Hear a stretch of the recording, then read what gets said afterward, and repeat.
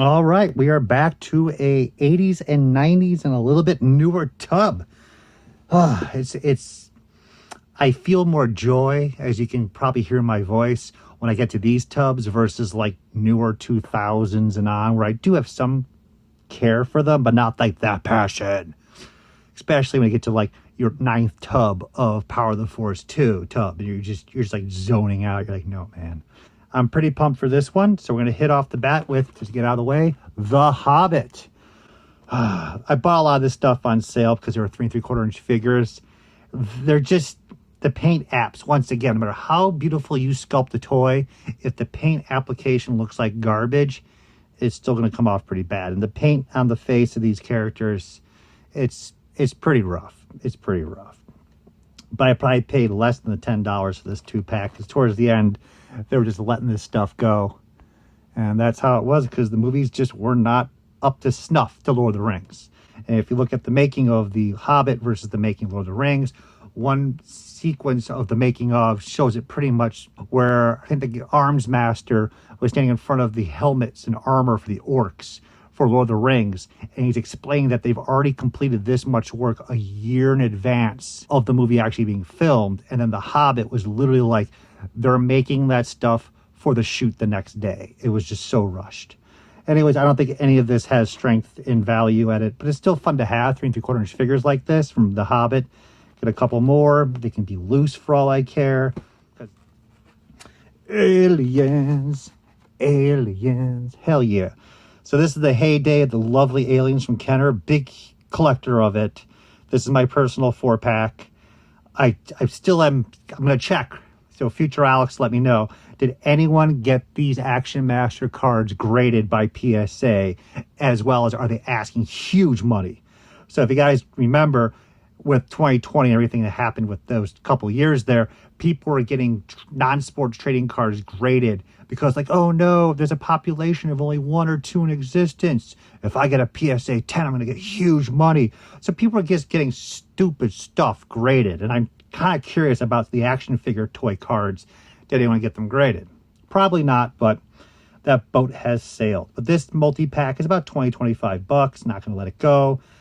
I love the fact that these are die-cast figures, and if you chucked one of these figures at a kid and hit him in the head, that kid is guaranteed to be held back for at least a year.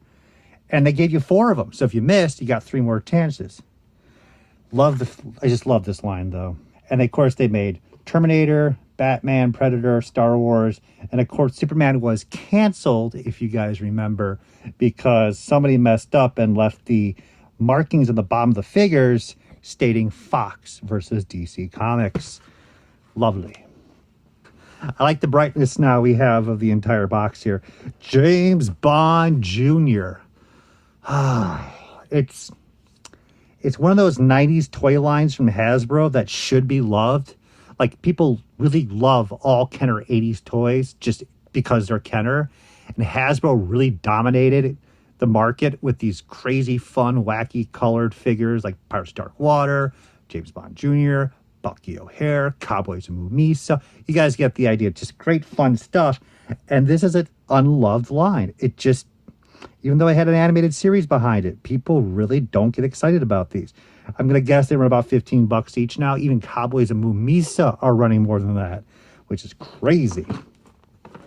Second series was never produced, as you guys can know, but they still are really nice figures. Dr. Derange. We got James Bond Jr. Ninja. That's pretty cool, actually. And to wrap it up, I got all the James Bond Juniors. And there's the classic James Bond Jr. himself. Very nice. Spring fired, shoot from the hip feature. There's a lot of first series assortment figures. 12 characters. They came out strong. Again, very nice line. Just...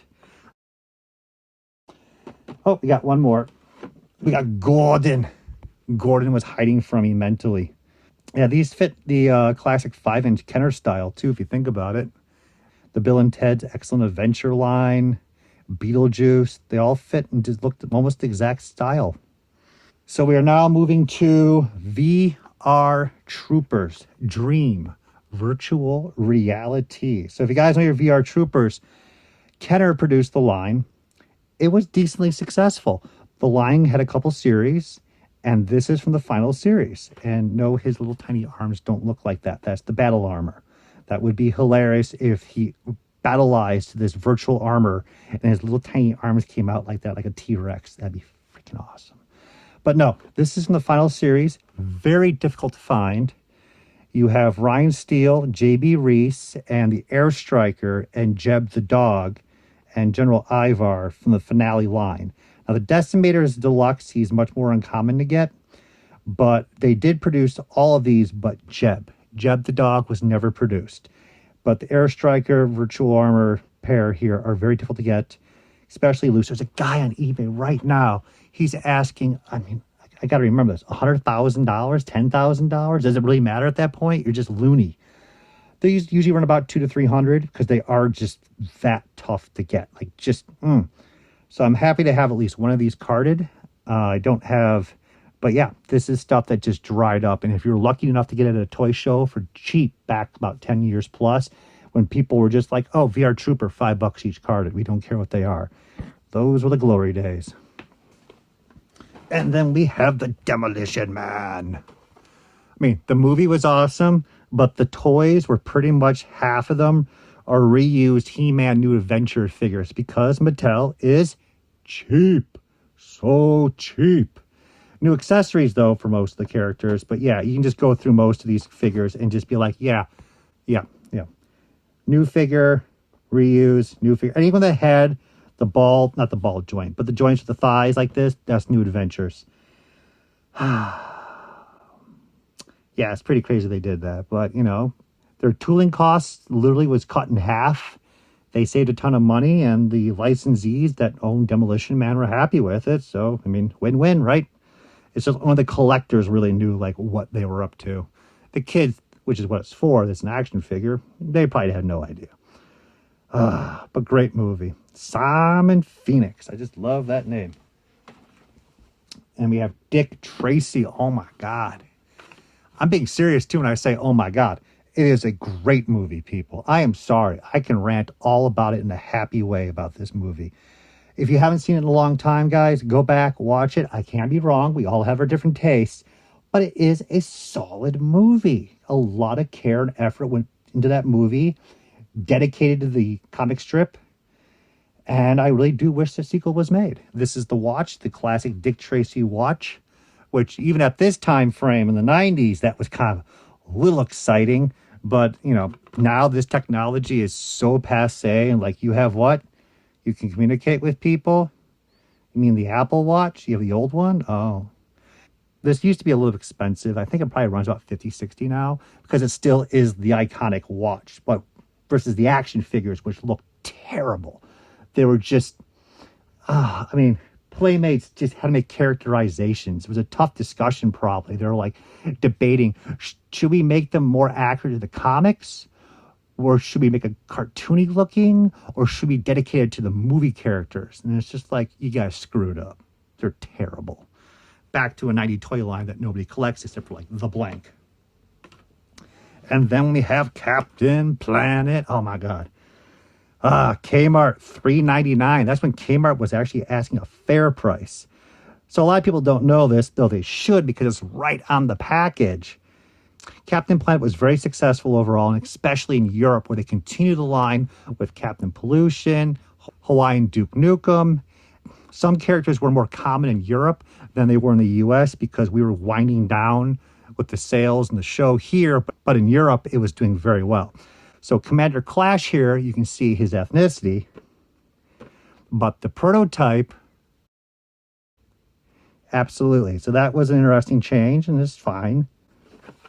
But it's just one of those interesting things to note of toy history. So this is not the final series being shown on the back. There is a updated card for Commander Clash. This is the first version. There's a center version. Look at that. We're talking about Captain Planet card backs now. Hell yeah.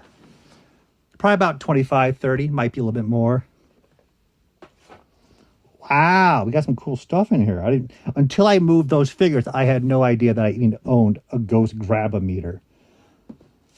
We have the VR Turbocycle. Yes, my life is complete. Kenner did a great job. Yeah, $1. I mean, it's opened. I'm going to assume it's complete. We'll check that later. It's not a big ticket item. It's probably worth about $10. But the fact that you actually took the moment to do the pricing gun, align it to $1, and put it on this box, was that worth the $1? Isn't that crazy? But I'm still happy to have one of the vehicles. And this one is pretty dedicated to the show. And if you guys didn't know, Kenner was also reusing molds from previous toy lines, which we'll get into. Let's go back to the Ryan Steel and look at the back of the package. It's kind of crazy, but this vehicle is from Cops from Kenner. This vehicle was actually the mini dropship from Aliens, and the line was canceled. This was never produced for Aliens. We already did the tooling in China, which cost a ton of money. We might as well reutilize it and make some money off of it, which they did for the VR Pursuit Jet. Pretty damn cool. And I will say on a side rant, since I did a break from the video, oh my God, I checked. Yeah, I was right.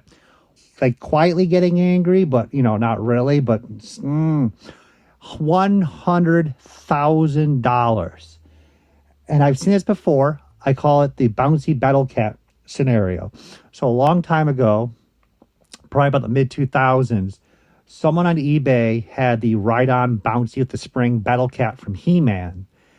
And it's pretty uncommon to find. It's desirable, but because of its large size, people don't have a lot of room for it. You get the idea. But this person was like, you know what? This is a fantastic piece. I am going to list it on eBay for I forgot what it was, like $4,000.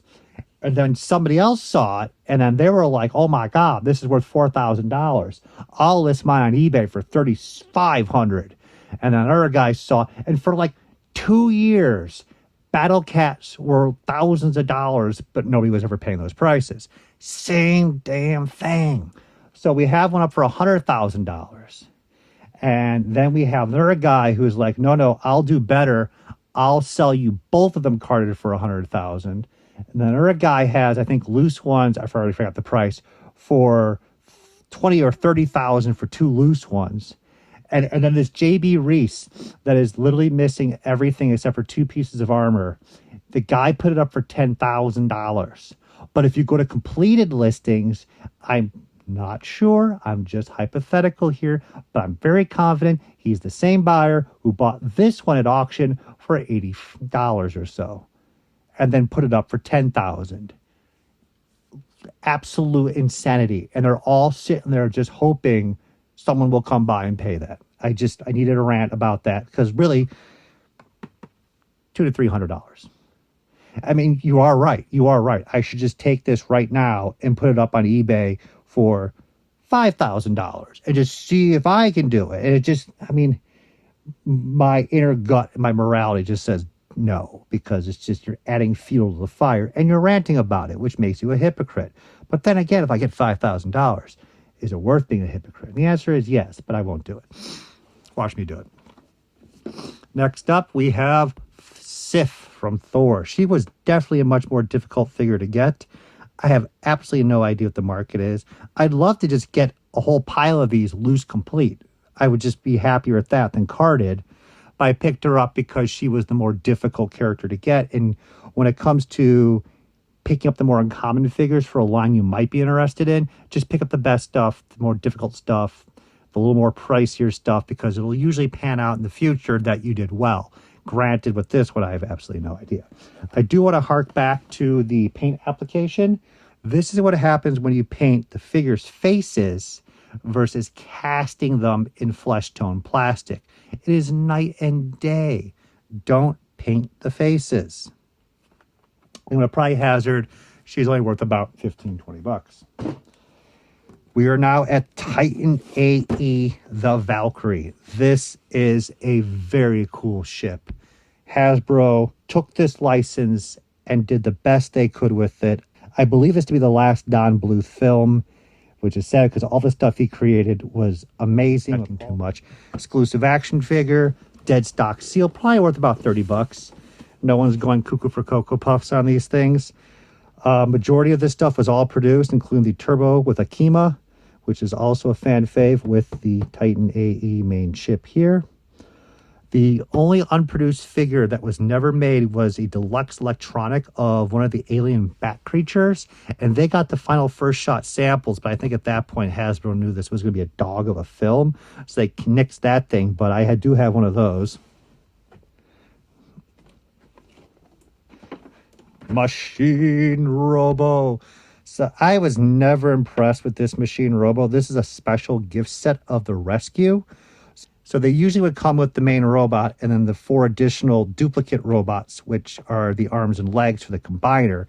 This one is a recolor set with 2 of each in different colors than usual. And you can see all the possible combinations right there. It's Machine Robo. I love the original Machine Robo, which if you guys don't know is GoBots.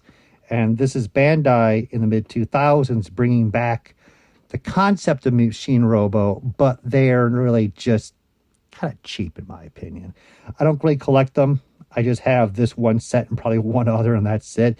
I just don't like the designs that much, but this is a more uncommon set. I paid Senen at Toys R Us 1,000 yen, so that's about $10 US. No problem with that. Gotta have a sample here and there because I'm just burning inside too. Now we are at the Ghost Grabometer. So I picked this at a show. I wonder what I paid for it. $40. Very good price. Dead stock sealed. The accessories like this don't range too much value. I'd probably say it's only worth about $40 to $70 right now, and that's about it. But it's a little more uncommon to find. When I bought this probably about 10 years ago, you could just walk into shows, and most toy shows would have carded action figures for Ghostbusters for 15, 20 bucks each. Accessories like this for 40. Never the first series stuff really, but the monsters, the haunted humans, fright features, and so forth. I should have bought more. But again, at this point, with all the prices, these things being way overpriced in my opinion, it's just so expensive, I'm just happy to have what I have already at this point. But yeah, I do quietly wish I owned more because I don't have a boxed Ecto-1. I don't have any first series Ghostbusters carded. And they were just, I always kept walking by them at the shows. I'm like, I'm not paying $100 for a carded Ghostbuster. Then they go up in value. You're like, I'm paying $200. I'll pay you $100. I was just always behind the ball. To wrap up this video, we have... So this is kind of interesting. I went to a local rummage sale. I get down into the basement and the mad rush because we're all rushing to go to electronics or toys and you don't know who your competition is. You remember those days. They had like 10 of these sealed, dead stock. Oh, there it is. Literally. The old price tag, $10 each. And they're not tape sealed, which is kind of crazy, but it still is unused dead stock. And I was like, yeah, I'll buy all those. And I got them all. And I, of course, as usual, keep one for yourself. So I'm happy I kept one in clean shape for a whopping $10. I think the resale value on this is probably about 75 to 100 right now in clean shape like this. The market, it kind of wavers. The moment they brought the high quality, more detailed, screen accurate Saba or the Dragon Dagger or anything, these tend to drop in value, even though these are original toys. People still do like them, but the fans, they're kind of half and half. Like they really want the vintage stuff because that's their childhood, but then they also want the screen accurate, really gorgeous looking pieces. But again, I don't mind any of that. I'm still happy just to have one. So that wraps up this tub. We have more stuff to go. I mean, I don't even know if we're even halfway through the 400 tubs.